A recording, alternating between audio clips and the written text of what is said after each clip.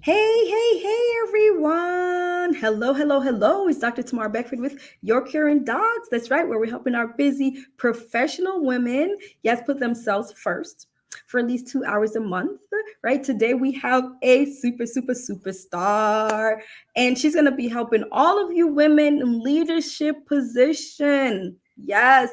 I want you to open your mind because they're about to help you. This is all about you today, right?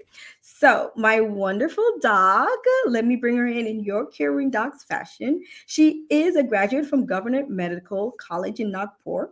She did her training here in the US at Beth Israel Deaconess Medical Center in Boston. So, all my Boston people, hello, Boston. Hello. How are you? Yes. And she's currently a medical director and she holds many leadership positions.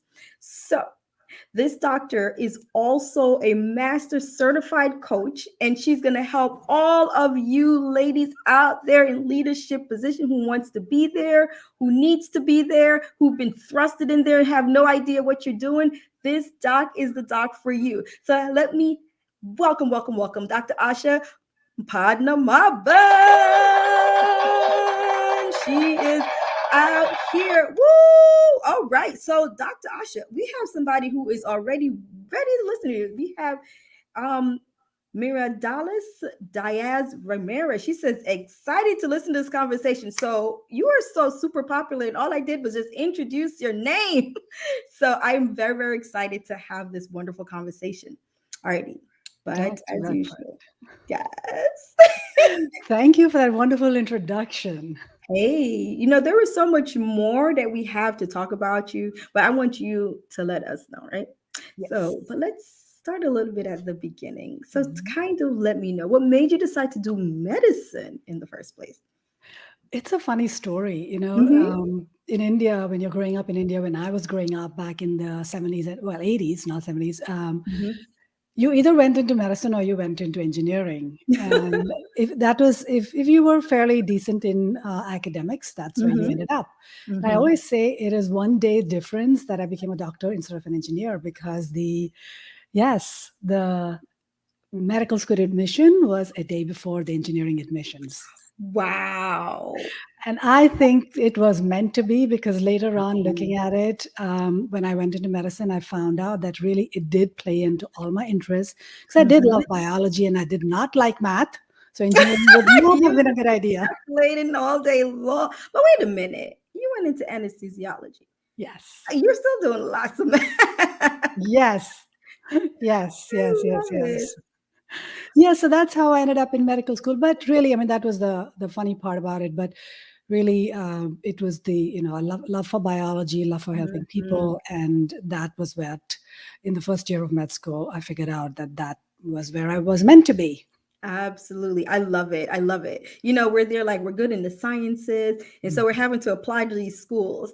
And, medical school, engineering school. So the acceptance application, which one came out first? Med school. So all our med school people stand up. Thank you. We're so happy that that application and the results came out first because we Yes. needed you. It's so funny how later on it all plays that part, like down with this leadership.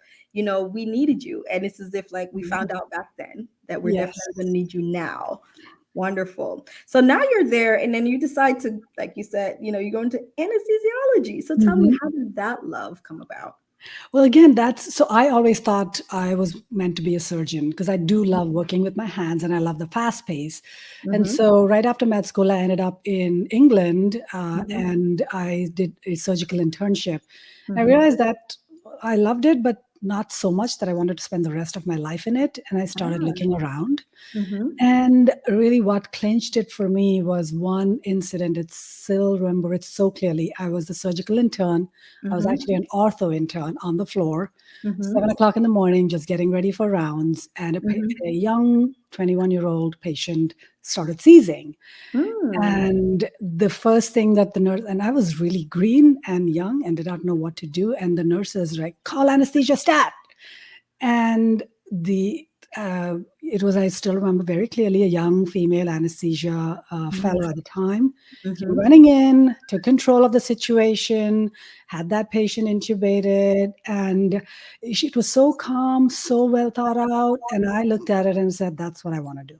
Oh, I love it. You so it's so important, like, and it goes along with why you're doing leadership, which we're also going to talk about, right? Mhm. You saw someone who took charge and then had the ability to help you, the Mhm. impressionable one, to Mhm. realize like you can do this and you don't have to be afraid. Yes. Look, someone can, there are others who are doing this, and so let me show you how to get to this position. So then you decide, listen, I like that person. I love the fact that they Mhm. were able to handle those situations. And so now you're in anesthesia and Yes. you're taking great, great, great care, but then you get like thrusted in, like you said, into leadership positions. Yeah. You're a Mhm. leader now. And the first time you get thrusted into leadership position, tell us what happened and what was going through your mind. Yeah, so I was in a private practice here in Florida, and I'd Hmm. become a partner, but really it was almost like a sleeping partner, not Hmm. knowing what was going on. The stuff was handled by the managing partners at the time. And Hmm. one day the managing partner said, "I'm leaving." And it was a shock. There were three of Can us you left. imagine? And the three of us had no idea about the finances, about how to run the group, because this one person was managing everything. And Hmm. we had to step up. And I decided to step up as the treasurer, even though I had absolutely no idea about finances. I did Hmm. not even manage, and still don't to this day really manage a lot about my own finances. Hmm. Yet, so I stepped up because I felt like that was going to be the niche that I was needed most in that Absolutely. department. Hmm. And so I stepped in, and really, once I stepped in, it was a lot of sleepless nights because I knew that, Imagine. 25, it was about 30 people at the time depended on me running the finances to get their Wow. paychecks. Hmm.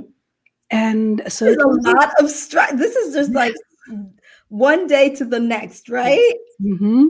Oh, oh my goodness. How Yes. did you feel at that point? Overwhelmed and stressed. Oh, cannot imagine. Yes. Oh gosh. So what were some of the things that you ended up doing? So that really, spent a lot of time learning. And at the Mhm. time, there was no social media that I was part of. So it was Mm. really boots on the ground, learning from the CPA, learning from our contractors, billers, managers, all of those things that I'd never even thought about. So it Mhm. was a steep learning curve. But what I realized at the end of it was that I did enjoy that part of it, which if this hadn't happened, You would I not have wouldn't have known.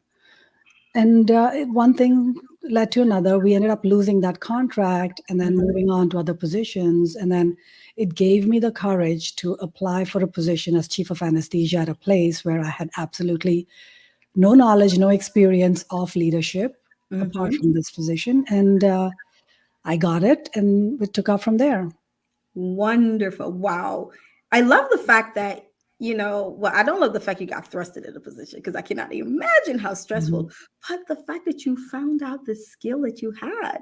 Yes. And you would not have figured it out had this position not been put upon you, Hmm. which is essentially what happened. And then you're finding out that you actually like it and you are good at it. So good that you're like, you know what, I'm going to apply to that spot. And you get it. So now Yes. you're doing all of this and you're this wonderful leader, but you decide to do more. You start looking back, just like you had that anesthesia resident, or, while you were in England and you were this person, this first year resident who had no idea. You had the fellow, I should say, the anesthesia fellow, who took charge. And Hmm. now you are at the position you can take charge, but you start looking back and decide to help others. So tell us how Hmm. you went about that, additional training Yeah. and so on. Yes, so those first few years in leadership was I found I was very lonely because I Mm. did not have a network Mhm. of women physicians, and I found that my male colleagues really had different perspectives and different challenges, so they couldn't relate to what I was going through. Mm. And so I kind of started networking. I started reaching out to people who basically just cold calling people within the larger anesthesia leadership to Oh, say, wow. hey, I want to know how you did what you did. And since I'm learning from you, I think my other people are going to be interested. So I'm going to start a blog. And so many people did not respond, but several did. And those Mhm. became my mentors. And when I started doing that, I recognized as I started forming networking groups that the needs of women anesthesia, of women physicians, not just anesthesiologists, because I started Mhm. off in anesthesia, were essentially the same. The challenges we faced were very similar, different Mm. from what our male colleagues faced. And Mhm. so I decided to help other women out. So I started within the Florida Society of Anesthesia, which I had just started getting involved. I Mhm. started doing, in our annual meeting, workshops and panels, and found a huge interest. And that made me realize there's a big need. And that really led to the passion of getting more women into leadership, because I did not want to be in that lonely spot of Right. being the only woman physician in leadership in the room. And I wanted Mhm. more people. And that was the basic desire to get moving, which then eventually led to coaching. Wow. I love how you you're just so brave. Okay. Because you were cold calling other leaders. I cannot imagine how many, yeah, or in terms, I use it in a negative term, rejection, but it's just in a sense, it's Hmm. kind of a rejection until Hmm. you get like the few handful of people that said yes. You know what? You're right. I would love to help. Yes, Hmm. I have seen myself in that position. Yes, why don't we bond together? Because there are very few, and there's Hmm. still very few women in leadership position now. I mean, there are more than there were before, but there's still Hmm. very few. Yeah. And if they're out there, and if you are one of the women in leadership and you haven't heard of Dr. Asha, here, like she's here helping you guys and bonding and bring you guys together so that you do not feel lonely because Mm. you're in this position. And we do understand as women, the needs that we have and our perspective on things are a little bit different than our male colleagues. So it's not we're not bashing our male colleagues. We're just different in Mhm.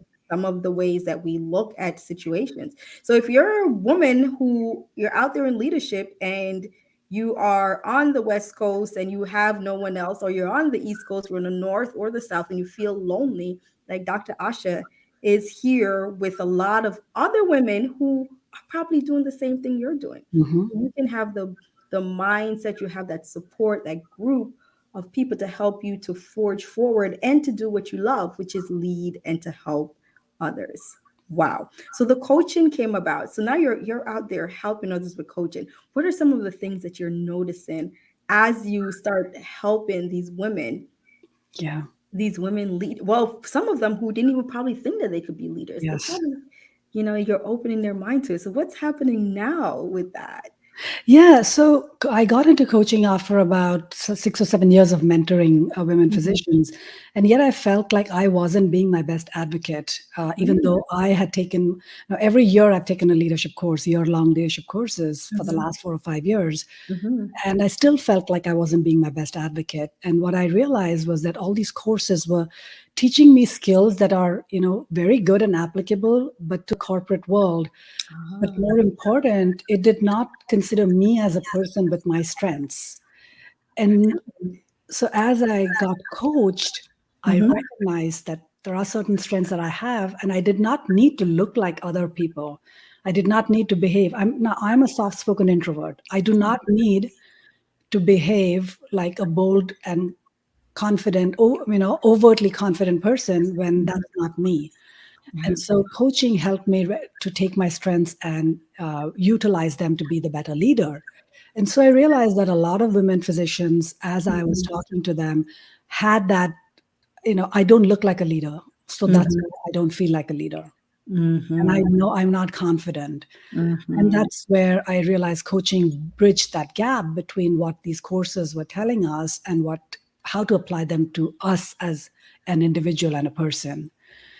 So that's what Lovely. I'm finding. Mhm. Many women physicians don't consider leadership either because they don't feel that, or they don't think of themselves like a leader. They Mhm. also feel that it's going to take too much time away from family. And Yeah. I want to tell them you can do both. You don't have to you don't have to become chief right tomorrow Mhm. and sacrifice time with your family. You can start one step at a time. You can get into one committee which takes 1 hour of your time in a Mhm. month, and yet you are, because I do get women coming to me and saying, I'm feeling unfulfilled because is this all there is? Mhm. I'm doing my clinical work and I have stepped back a little bit because I want to do justice to my family, but I feel unfulfilled. Mm-hmm. And I'm here to say you can do both. You don't have to be the top in both, but you can do both, so you can feel fulfilled. Because I feel a lot of the workforce of the women physicians, they are stepping back or not as happy because they feel unfulfilled. Mm-hmm. I love it. You know what? One of the points that I love that you made is that someone is saying, I don't look like a leader, or I might not sound like a leader. And that's a great point because I think it's often put out, especially when we look at media, right? If you're looking at movies, leaders, boardrooms, they're banging on tables and they're boisterous and they're yelling. Now, if you are an introvert like you, Dr. Asha, right? And you're soft spoken, then the word leadership is probably something that even while you were growing up, people might not have looked at you and said that you Mhm. have leadership qualities. Because people who when we're young, they're looking for the person who is probably a little bit more outspoken and Mhm. say, well, that's the person that has leadership qualities because they're outspoken. But that doesn't necessarily mean that the person who's there, who's quiet and introverted, don't have the leadership skills. But what you said, that coaching brought that out, made you realize that within you, I have these skills Yes. and I can be me and still use these skills and be a Yes. leader. And that I think is so wonderful. I think that's a great point for those who are watching, those who are listening, that you do not have to be boisterous to be a leader. Hmm. You have it within you. And then if you have this inkling of being a little bit um unfulfilled within your career, especially for those women physicians who are there, you're taking the time, you're stepping back from clinicals, but you want to still take part. Starting with one committee, a leadership position, is one way that you can probably get that fulfillment that you're doing your part, right? And Yes. not, yeah, so you're still helping, because that's one of the reasons why we went into medicine, Hmm. to help, right? So if you're feeling like you're missing that, and it's not to say that we don't feel fulfilled with our families, we do, but there's a part of us why we took this time out to dedicate so many years, and so we want to use that. So I love it. So now you're having these women, like, how blown are their minds when you let them know, hey, I'm an introvert and I'm soft spoken and I'm a leader. Like, how many of these women are noticing this within themselves once you do that? Yeah, that's the so satisfying and fulfilling part about coaching is when people come to me and say, I resonated with the fact that you don't look like the rest of the leaders. I'm Mhm, brown, I'm a mhm, woman of color, and I'm mhm. soft spoken, and they see themselves in me. And Are you a tall person also? yes, uh-huh, You're tall? yeah, Hmm. yeah. So that is one thing. And the other thing is then that they realize that you don't have to be, like you said, the outspoken, boisterous person. But on Hmm. the other hand, I also do have the outspoken, boisterous person who comes to me and says, I get told that I'm too overt or too, I've been asked to tone it down Hmm. as a woman physician. And it's hard because you can never say things right. It's either you're too soft spoken and you're asked to speak up, or you're told that you're too loud and you need to tone it down. Hmm. And to understand the frustration of that and to realize that it can be, you can still be natural to you, but in maybe a slightly different way that Hmm. comes across to your peers and the people you work with in a maybe slightly different way. And Hmm. that's through coaching, I've been able to show them that they may not necessarily have to be too loud, Hmm. or they may not even necessarily have to let that comment of you're too loud, make them feel deflated. Because that's Absolutely. the other thing, right? I mean, you get that starts getting to you. And I'm pretty sure that it's a lot of passion with the patient, with the person who is allowed. They're probably passionate and they're ready to get this started. And okay, well, let's just, yeah. If you just flip it this way, you can get it done, and then they've moved on. But then Hmm. the effect of the other person, right? But then, like Yes. you're saying, when you're just constantly being told you're too this, you're too that, it really shuts down that person. And Hmm. what ends up happening is all those skills that the person has within them, they start to just suppress it. Well, what is the Yeah. point? Why should I Yes. even bother? but you don't want that. So I love that you're helping even those to get in their mind to say, okay, do not suppress all those gifts that you have to give to others because you're being bombarded by the Mhm. too. I can totally relate to that part. I love it. I love it. So, how are people, you're helping with the leadership, you're really going out there and you're doing so much, right? And Mhm. you're master certified. I mean, Yeah. master certified leadership coaching. So now, how do you balance that within yourself? And what are you doing for self care? Yes. So for a long time, self care to me, I just meant, oh, maybe I should go for a massage once a month, or Hmm. I'm not a big one for manis, pedis, and all of that, but maybe I need to. And it was all that sort until I That's what you started. would see out there, right? Yeah, that's what you would see out there as self care until I realized it really had to, again, based on me. And what I started on this journey of personal development about 4 or 5 years ago, started Hmm. doing a morning routine and started getting into meditation. And really, the pandemic flipped the switch there because I woke up one day and I'm so disheartened at what was going on. This was in March of last year. And I Hmm. said, I'm going to come out of this doing something that I've never done before. And I hated running. I never thought of myself as a runner. But Hmm. I said, I'm going to maybe just be able to do one program of the Couch to 5K. Hmm. So I started running. But the other thing that happened during that time was really sitting down. And that was about the time the coaching had really come into my life and affected it. And Hmm.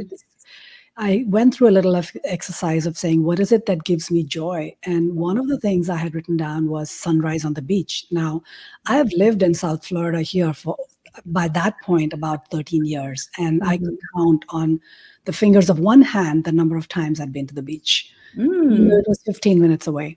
right. So I made a commitment to myself at that time that once a month I would go watch the sunrise. And over a period of months, it's now a routine for me to go twice a week, watch Wow. the sunrise and go running. So that really grounds me and gives me the strength and the motivation to keep moving forward.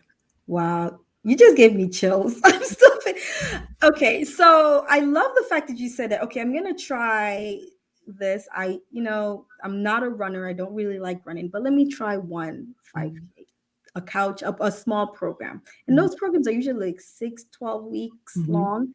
And then I love that you're now running more Mhm. frequently. But also the fact that you said, I looked at what brings me joy, and you looked at a paper that you've probably written down a while back and said, sunrise on the beach. Once a month is what you told yourself. Mhm. Once a month. And you're Mhm. going twice a week Yes.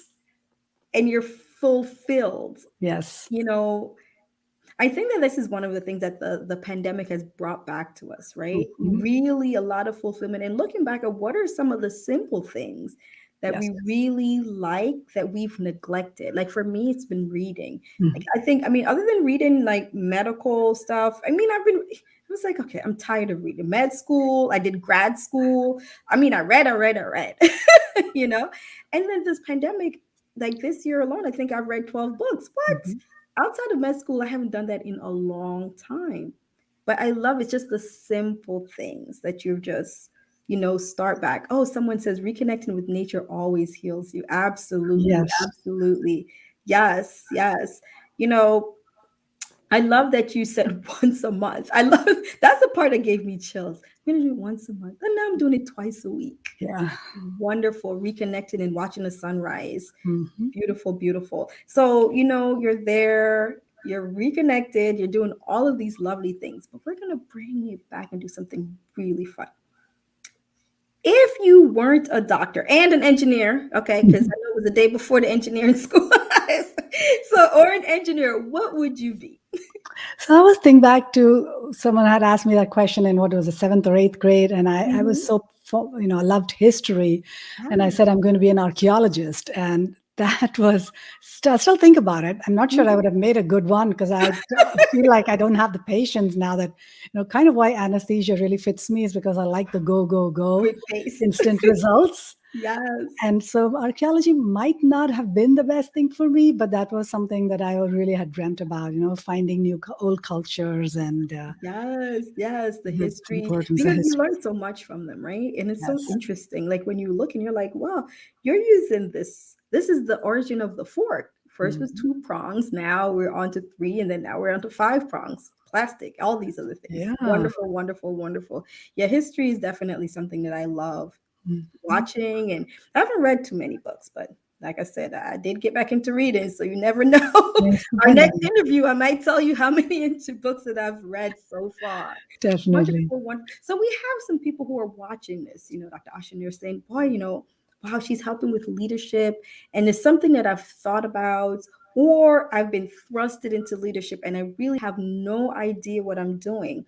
Mhm. And like, there's a difference between mentoring and coaching. Like, you can have mentors, but a coach really brings out within you something else. They're not going to tell you what to do. They really help you to bring out what's inside of you. So they're like, I think I need to get her, Dr. Asha, to help me. Mhm. So for those people, let them know, where can they find you? Yeah, so you can find me on my website, which is www.theleadershiprx.com. Mm-hmm. Uh, or I also have a podcast where I speak. I mean, there I have solo episodes, but I also have a lot of interviews with women physicians Mm-hmm. on leadership.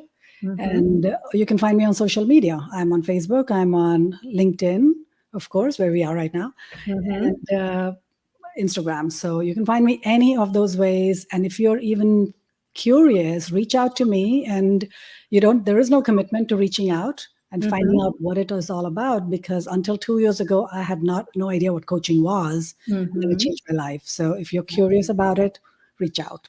Reach out. So say it again. The podcast and the website is the The Leadership RX. So it's the Leadership RX. And if you guys haven't figured out, that's right. She's giving you the prescription to Yes. leadership. So Right. theleadershiprx.com.